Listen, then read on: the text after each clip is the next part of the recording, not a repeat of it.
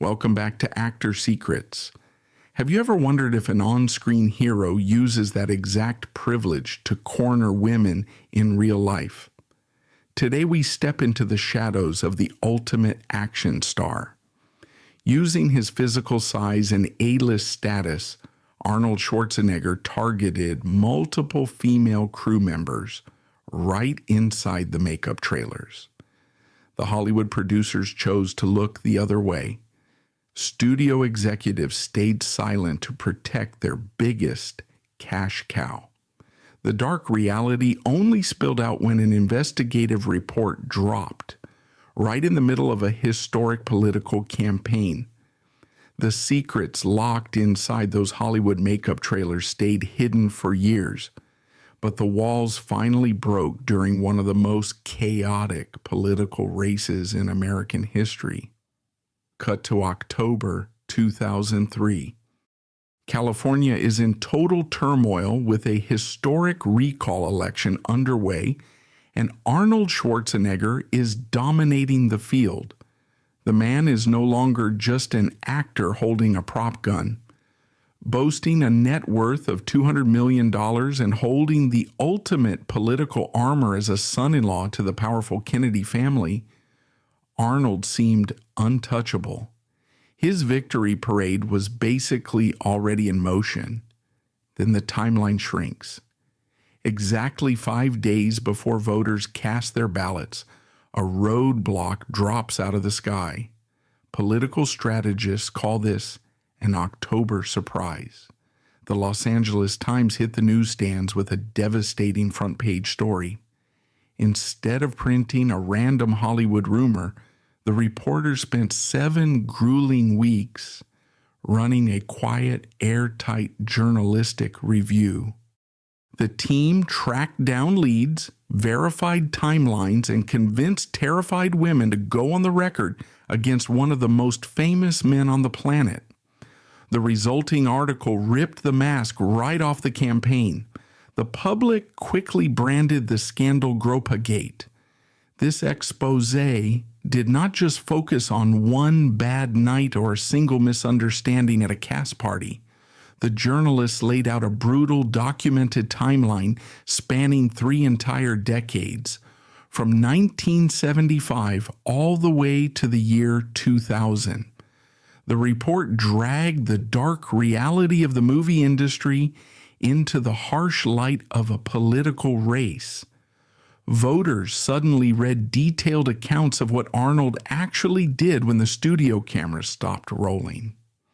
The article exposed a clear, repeated pattern of the bodybuilder cornering female crew members in enclosed spaces.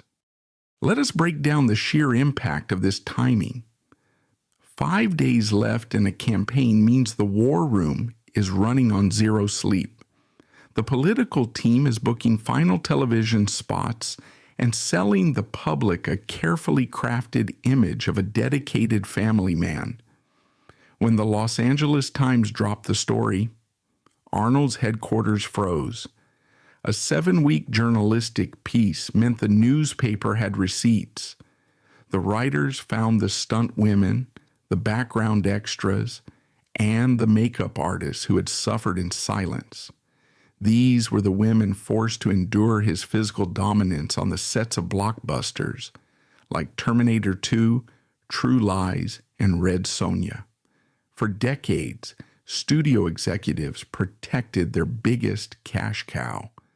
The handlers kept the press away from the makeup trailers and controlled the narrative to ensure the box office profits kept flowing.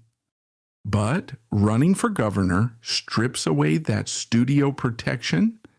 The political arena does not care about your movie ticket sales.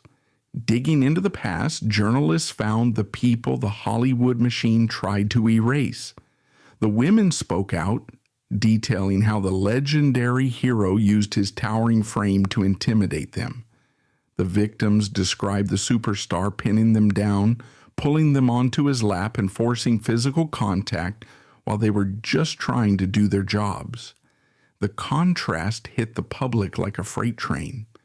On television, voters saw a smiling leader promising a better future. In the newspaper, readers saw a predator exploiting his physical size and industry power to attack women in the workplace. The timing of the release forced a brutal collision between Hollywood secrets and political accountability. Voters had to process 30 years of covered-up behavior in just 5 short days. The campaign panicked, scrambling to deploy their political power to kill the noise. Arnold Schwarzenegger built an entire career on playing an unstoppable force, but the Los Angeles Times forced him to face a threat he could not punch his way out of. The news did not just expose a scandal, it shattered the illusion of the ultimate Hollywood hero. Arnold Schwarzenegger built a global empire on physical dominance. He was the champion bodybuilder, the indestructible cyborg, the action star who could single-handedly take down an army. But when the studio cameras stopped rolling, that towering physical strength turned into something truly terrifying. The superstar allegedly weaponized his frame to trap, corner, and intimidate the most vulnerable women working on his film sets. Consider the set of the hit movie Twins in 1988. The studio sold this film as a light-hearted, family-friendly comedy. Audiences sat in theaters laughing at the funny dynamic between two mismatched brothers. The reality operating behind the scenes was incredibly dark and devoid of any comedy. A female coworker shared a story that instantly destroyed that fun, family-friendly illusion. Reports state that the leading man cornered her while he was nude. He used his overwhelming size to press his bare body directly against hers. A regular woman cannot simply push away a 250-pound professional bodybuilder. The actor physically overpowered her, left her zero room to escape, and forced a kiss on her while she stood trapped against a wall. This was not a clumsy advance. It was a terrifying display of raw physical dominance. He knew she could not fight back, and the A-lister knew the studio culture guaranteed she would stay quiet. The behavior only escalated as his box office value went through the roof. Fast forward to the production of Terminator 2 in 1990. This specific movie changed action cinema forever and made Arnold the highest paid, most untouchable star on the planet. But for the low-level female crew members, walking onto that set meant navigating a daily, high-stakes survival test. One horrifying incident reportedly took place inside a set elevator. An elevator provides the perfect trap for a predator. It is a small enclosed metal box with 0 escape routes and no witnesses. A female worker reported that the action star blocked her path, pinning her hard into the tight corner of the car. He supposedly reached out and forcibly peeled off her shirt. The Terminator actor stripped away her clothing and her dignity right in the middle of a standard working day. The audacity required to undress a staff member in a busy workspace proves he operated without any fear of getting caught or punished. That same historic production harbored even more mistreatment. Another crew member detailed a separate, equally violent encounter. She stated that Arnold grabbed her by force and physically dragged her down onto his lap. The worker did not consent. She was a professional forced into immediate submission by a giant. While trapping her on his lap and using his heavy frame to keep her pinned down, he reportedly groped her chest and violently pulled her hair. The star paired this physical violation with vulgar, degrading language, verbally humiliating her while physically holding her down.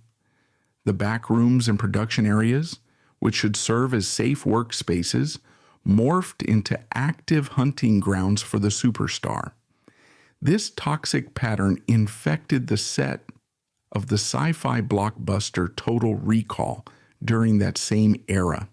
Female staff members working in the makeup department reported enduring constant daily humiliation.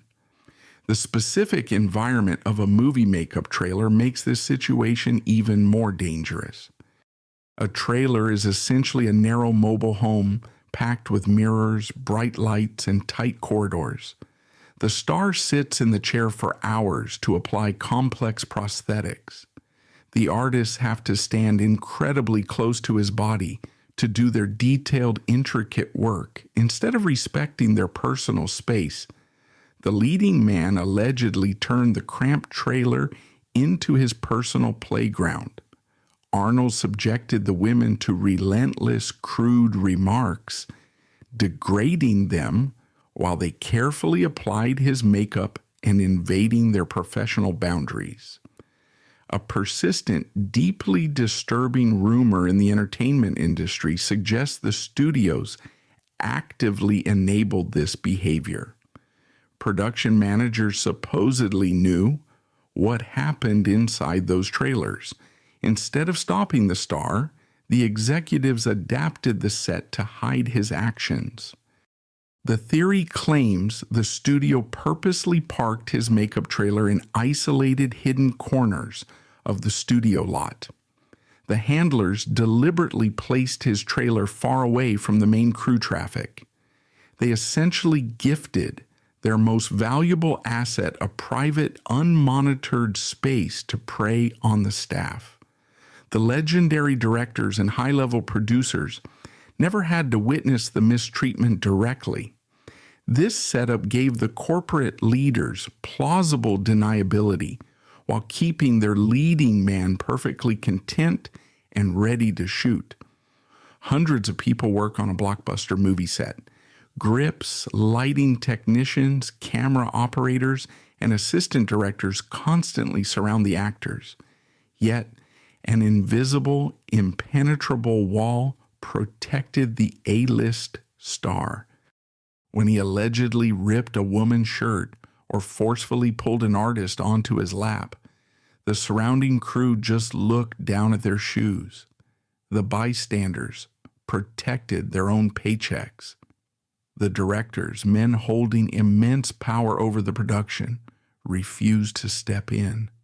These filmmakers needed the action star focused and ready to shoot the next explosion. The personal comfort and physical safety of a female assistant meant nothing compared to the daily shooting schedule and the studio budget. Why didn't anyone step in to stop a towering man from grabbing women on a crowded set? The answer comes down to unfiltered Hollywood capitalism. Directors gladly turn a blind eye when the star guarantees a lucrative opening weekend at the box office. The victims understood their place in this brutal food chain. One of the women interviewed during the journalistic review used a specific, devastating word to describe herself. She called herself a peon. That single word captures the crushing weight of the Hollywood hierarchy. A peon has no voice, no rights, and zero protection. These workers recognize they are nothing more than disposable pawns on a corporate chessboard. If a makeup artist complains that the star pulled her onto his lap, the executives do not reprimand the star. The studio instantly fires the makeup artist, quietly blacklists her from the industry, and replaces her within the hour. The women trapped in those trailers faced a physically imposing predator who knew they could not resist him. The crew members were backed into a corner by a corporate machine that would destroy their entire careers if they dared to speak out against the golden goose. The physical disparity between the perpetrator and the victims added a sinister layer to the harassment. His brand revolved around being the strongest man on earth. When a man of that sheer size decides to block a doorway or pin someone against a wall, the victim experiences paralyzing terror. It transcends standard workplace harassment. It becomes an undeniable, immediate physical threat. The public paid millions of dollars to watch Arnold play the ultimate indestructible savior. Audiences cheered as his characters protected the innocent, saved hostages, and destroyed the villains. The studio sold him as the ultimate shield, protecting the weak. The reality operating behind the camera represented a cruel, twisted paradox. The man hired to play the hero actually played the role of the monster in the lives of the women working around him. He used the same physical strength that audiences blindly applauded to terrorize the smallest, most vulnerable members of his own crew. These women walked onto these historic movie sets hoping to build their careers in the film industry.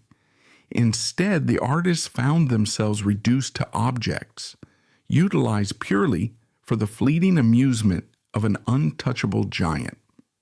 The staff had to sit back and watch the man who violated them receive global adoration, massive paychecks, and eventually the highest political office in the state. The Hollywood machine built a bulletproof, muscle-bound god, and the executives quietly offered up the female crew members as the necessary sacrifices to keep the cameras rolling. The nightmare for these women did not end when they walked off the studio lots. The mistreatment inside the makeup trailers represented just one piece of a much larger, darker puzzle. When a man operates with zero consequences behind closed doors, that behavior eventually spills out into the open. Arnold Schwarzenegger allegedly stopped bothering to hide his actions. The Los Angeles Times piece tracked a chilling trail of public and semi-public boundary crossing stretching back decades. He did not confine his alleged hunting grounds to isolated sets. The action star brought his toxic sense of entitlement into broad daylight. The timeline of public incidents dates all the way back to 1975. Inside the famous Gold's Gym, which served as the headquarters for his growing bodybuilding empire, the violation happened right out in the open. A female patron reported that the athlete approached her during a standard workout. The woman stated he aggressively grabbed her without a single word of warning, violating her personal space in a room full of people lifting weights. The sheer arrogance of grabbing a woman in a crowded public gym shows a man testing the limits of his power. Nobody stopped him. The silence of the bystanders gave the bodybuilder the green light to push further. By 1980, the geographical map of the allegations kept expanding. A woman walking down Santa Monica Boulevard reported that the rising star practically attacked her on the public sidewalk.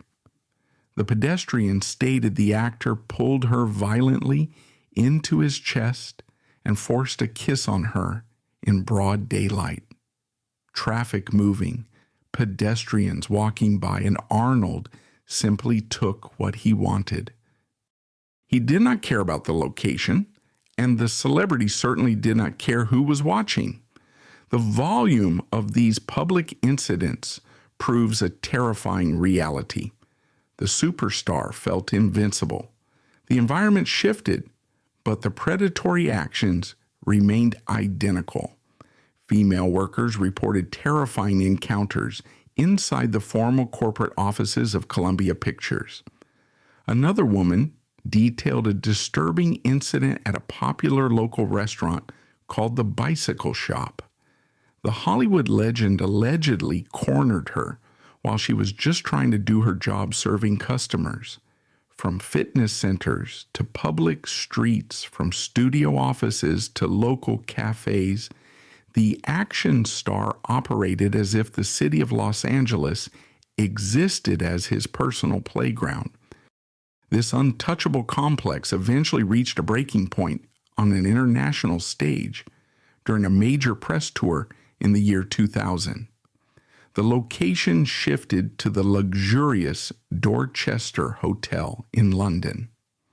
British television host Anna Richardson walked into a heavily guarded hotel suite to conduct a standard promotional interview. She represented a major television network. The host was not a vulnerable set assistant earning minimum wage. She was an established media professional holding a microphone. But her industry status offered zero protection against his physical dominance. During the interview, Arnold allegedly pulled the TV host directly onto his lap and groped her breast. He reportedly executed this violation in a room containing his own handlers and his dedicated public relations team. Richardson refused to stay quiet. The brave journalist fought back immediately. When his camp tried to ruin her reputation after she spoke out, she sued them for defamation and won a settlement. But her horrifying experience in that London hotel suite raises a glaring question. If a Hollywood icon can allegedly cross the line with an international television host during a monitored press junket surrounded by publicists, how did the American media fail to expose his behavior for 30 years? The answer exposes a corrupt alliance between the entertainment industry and the tabloid press. The public relies on the media to hold powerful people accountable. But in this specific case, a media empire actively worked as a personal cleanup crew. We have to examine the financial architecture protecting him. The bodybuilder built his early career under the guidance of fitness mogul Joe Weider. Weider controlled a publishing empire, running the biggest fitness and bodybuilding magazines in the world. The mogul essentially funded and created the Schwarzenegger brand. When a tabloid corporation called American Media Incorporated, widely known as AMI, bought out Joe Weider's publishing empire, they inherited a very specific unwritten rule. Former executives later revealed that the corporate buyout came with a strict internal mandate. The order handed down to the editors was simple and absolute. The executives told the staff to lay off Arnold. AMI controlled a network of tabloid newspapers and gossip magazines. The conglomerate possessed the exact platforms and journalistic resources that usually destroy celebrity careers. Instead of looking into the circulating rumors, AMI reportedly weaponized their checkbook to protect the star. The publishing empire utilized a notorious industry tactic known as catch and kill. The mechanics of this operation are brutal. When a woman tried to step forward and sell her story of harassment to the press, the tabloid executives would immediately step in. The corporate leaders would offer the victim a cash payout for the exclusive rights to her story. The woman signs the contract, hands over her evidence, and signs an ironclad non-disclosure agreement. Then, the publisher takes the explosive story and locks it permanently inside a vault. They never print a single word. The media empire buys the truth specifically to bury it. Corporate media literally bought the silence of his victims. The tabloids ran high-level interference for a predator because the action star generated millions of dollars in magazine sales and exclusive interviews. These publications desperately needed his face on their covers to sell issues, so they actively erased his victims from the public record. This revelation shifts the scale of the tragedy. We are no longer just looking at a single arrogant actor misbehaving on a movie set. The world is looking at a multi-million-dollar media machine actively running a shadow operation to protect an abuser. The psychological toll on the victims multiplies when the system actively works against them. A woman cornered at a cafe or a gym might initially think about going to the authorities or calling a journalist. But when she realizes the biggest media companies in the country are secretly funding her abuser's protection racket, hope vanishes. The catch and kill tactic does not just silence a story, it breaks the spirit of the victim. The process sends a clear, devastating message that her trauma is nothing more than a liability that wealthy men can buy and throw away. This level of systemic corruption transforms a personal tragedy into an institutional failure. Audiences spent decades looking at magazine covers celebrating his physique, his movies, and his political ambitions.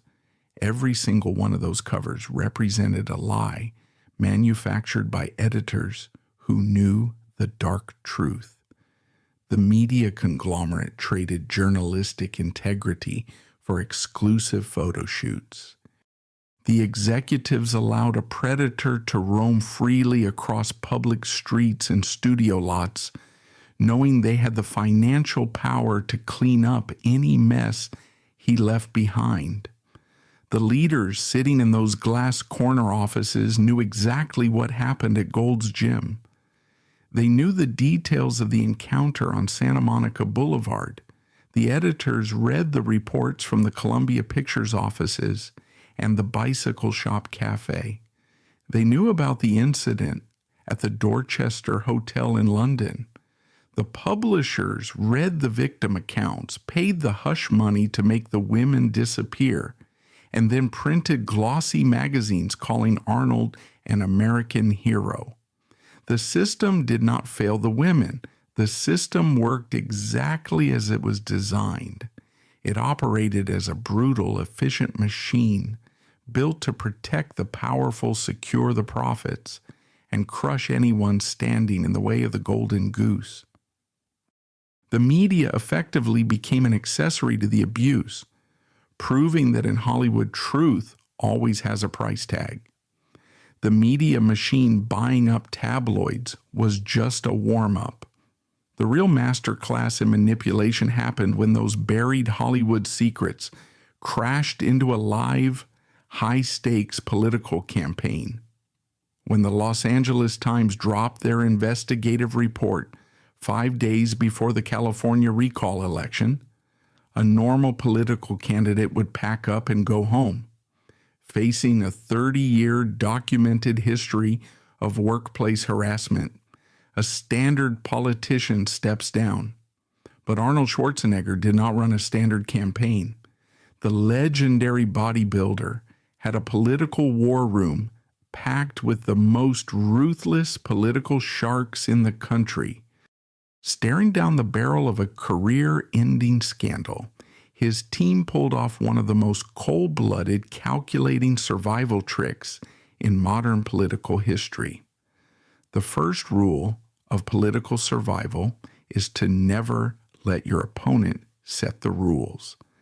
Instead of answering the horrifying, detailed allegations from the women in the makeup trailers, the campaign team went straight for the throat. The strategists hit the national television networks and started aggressively branding the newspaper piece as a desperate, dirty smear campaign. They spoon-fed the press a very specific, catchy phrase, puke politics. His political team looked into the cameras and claimed the Democratic Party, terrified of losing their grip on California, made the whole thing up at the very last second. The terrifying genius of that move is undeniable. The public relations team erased the human element of the scandal. The spin doctors made the voters forget all about the terrified stunt women, the cornered makeup artists, and the humiliated studio assistants. The campaign magically turned a documented harassment investigation into a simple, everyday political street fight. By blaming the Democrats and shouting about puke politics, the campaign fired up the blind loyalty of the voters. Suddenly, ignoring the victims became a badge of honor for his conservative supporters. His team hijacked the news cycle, turning the accused Hollywood star into the ultimate victim of a corrupt political system trying to destroy an outsider. But screaming on television cannot beat a 7-week ironclad journalistic review all by itself. The campaign needed an unbreakable shield to block the incoming fire, and they found it right inside the candidate's own home. The politicians pushed Maria Shriver straight to the front line. One must understand the undeniable weight of her name in American culture to grasp why this move hit so hard. Shriver is a high-profile journalist, a respected public figure, and most importantly, she's a direct member of the Kennedy family. The Kennedys are basically American royalty. The family carries an aura of prestige that no amount of movie money can buy. By stepping up to the microphone, the Kennedy heiress gave him the ultimate bulletproof character reference. Shriver did not just stand there holding her husband's hand looking sad. She went on the offensive. Speaking directly to the national cameras and the California voters, Maria passionately defended the action star. She publicly brushed off the detailed, harrowing stories from the female film workers, casually calling the allegations total trash. This move was calculated and it worked perfectly. The political strategist knew exactly how the public mind works. If a powerful, independent, Kennedy-blooded woman publicly stands by her husband and viciously attacks the newspapers, the average voter instantly feels permission to do the same thing. Shriver wiped out the gender dynamic of the entire scandal. The campaign used her pristine reputation to crush the credibility of the working-class women who risked everything to speak out. With the media scrambled and the Kennedy shield firmly in place, the campaign moved to the final, most crucial step of their survival plan. The handlers set up a controlled, manipulative public confession. The event took place in San Diego, packed with a roaring crowd of roughly 1,500 die-hard supporters. The setting of this speech tells you everything you need to know about the trick. A smart politician never apologizes in a quiet, empty television studio where journalists can ask aggressive follow-up questions. You apologize in a packed arena where a screaming crowd of fans will immediately validate your words and loudly forgive you in real time. Standing before the San Diego crowd, Arnold finally talked about the allegations. He did not deny everything because flat out denying a heavily documented piece of journalism from a major newspaper is a rookie mistake. The evidence was simply too strong. Instead, the action star pulled off a perfect step back. He gripped the podium and admitted to the crowd that he had behaved badly at times. The candidate looked out at the thousands of cheering voters and stated that he had done things on rowdy movie sets that he thought were just playful. He offered a carefully rehearsed soft apology, saying he now realized he had crossed a line and offended people. We need to unpack that word, playful. In the context of this scandal, it is the most dangerous, manipulative word he could possibly choose. By calling his predatory actions playful, the candidate rewrote 30 years of dark history. Ripping off a woman's shirt while trapping her inside a metal elevator is not playful. Pulling a worker onto your lap, aggressively grabbing her chest, and verbally humiliating her is not a joke. Using your 250-pound frame to pin a naked body against a terrified coworker is not playful. But by using that specific harmless-sounding word, the actor actively gaslit the state of California.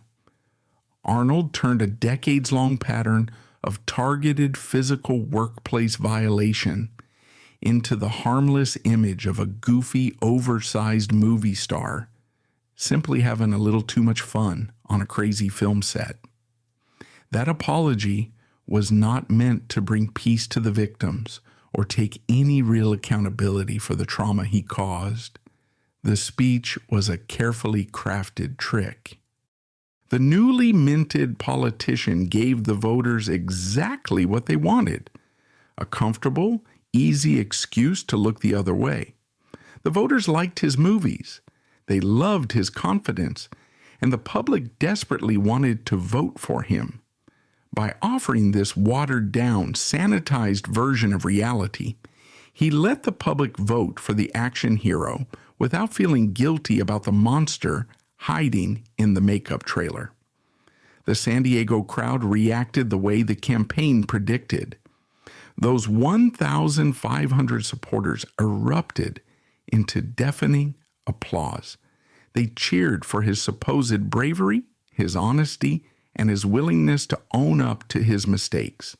The political machine successfully turned an admission of guilt into a triumphant victory lap.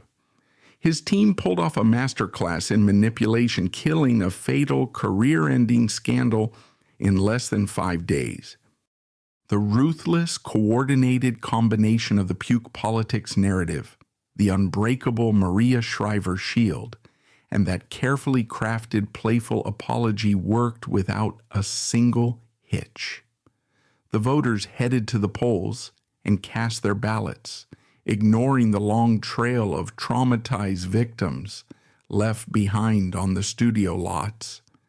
The Hollywood machine and the political establishment joined forces to protect their shared investment.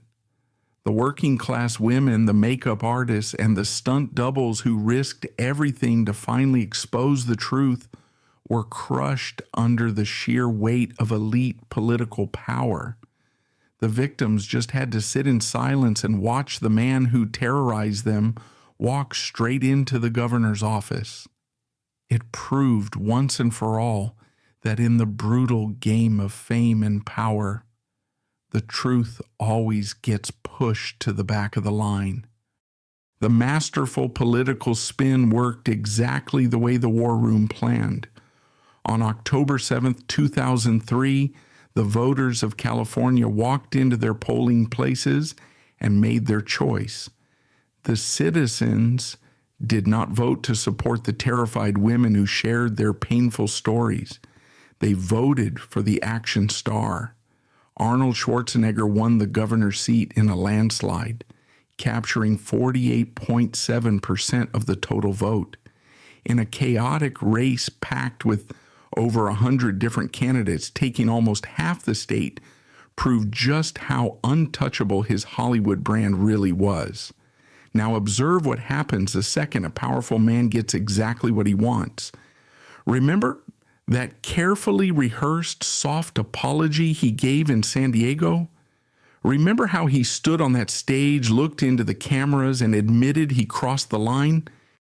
The moment the election results became official, all of that supposed guilt and reflection vanished. Once he had the keys to the governor's mansion secured, the newly elected leader did not hold a press conference to announce a new initiative for workplace safety. The governor did not reach out to the stunt women or the makeup artists to make amends. Instead, Arnold flipped the script. When reporters tried to bring the scandal up again in the days following the election, he casually brushed them off. The politician looked at the press and called the investigation old news. 2 simple words, old news. With that tiny, arrogant phrase, he dismissed the trauma of dozens of working-class women. The new governor told the world that their pain was irrelevant. Their stories were outdated. and his political career mattered much more than their dignity. The political machine got exactly what it wanted, so the victims were thrown right back under the bus. But the cruelty did not just come from the governor's office. The most heartbreaking part of this story is how the general public reacted. One would naturally think a journalistic investigation exposing a serial predator would win awards and earn the public's respect. Instead, the exact opposite happened. The Los Angeles Times, the newspaper that spent 7 grueling weeks carefully verifying these stories and giving these women a safe platform, faced a brutal backlash from their own readers. Angry voters flooded the newspaper headquarters with complaints. People were so furious that the journalists dared to attack their favorite movie star right before an election that they actively retaliated. The Los Angeles Times lost a staggering 10,000 subscribers over that single piece. The chilling reality of that statistic is staggering. 10,000 people actively chose to punish the journalist just for telling the truth. The voters sent a loud, crystal clear message to Hollywood studios, the media, and every single victim of workplace abuse across the country. The citizens proved that if a star is famous enough, rich enough, and promises to fix the local economy, the public will gladly look the other way. The voters chose their wallets and their nostalgia over basic human decency. This all went down long before the Me Too movement changed the rules of the corporate game. Back in 2003, there was no social media uprising to defend the victims. There were no global hashtag campaigns or organized protests demanding accountability. Those women stood alone against a multi-million-dollar political machine, and the public just watched them get crushed. The message was obvious: keep your mouth shut, because nobody is coming to save you. The silence surrounding this scandal held strong for a very long time. Arnold served his time as governor, eventually returned to making blockbuster movies, and kept raking in millions of dollars from brand deals. It took 15 long years for reality to finally catch up with him. In 2018, when the cultural tide finally turned and the entertainment industry faced a reckoning, the former governor offered a genuine apology. 15 years after the Los Angeles Times broke the story, he finally admitted that his behavior was not a political smear campaign, and it was not just a playful joke on set. The Hollywood icon owned up to the real damage he caused, but an apology delivered 15 years late, safely given only after the cultural climate made it impossible to hide anymore, offers very little comfort to the women who lost their careers and their peace of mind in those cramped makeup trailers. This scandal stands as a brutal measurement of how elite power actually operates. It shows exactly what happens when money, fame, and political ambition team up to rewrite reality. The system did not just fail these women. The system actively fought against them to protect a human cash register. When the director yells "cut," the cameras stop rolling, but the trauma for these actresses does not. What we have just seen is proof of a toxic power dynamic, where art becomes a shield for abuse and silence is bought with fame. It is time for the truth to be heard. What are your thoughts on this dark reality? Leave a comment below. Don't forget to subscribe to Actor Secrets as we continue to expose the dark side of Hollywood. Thanks for watching.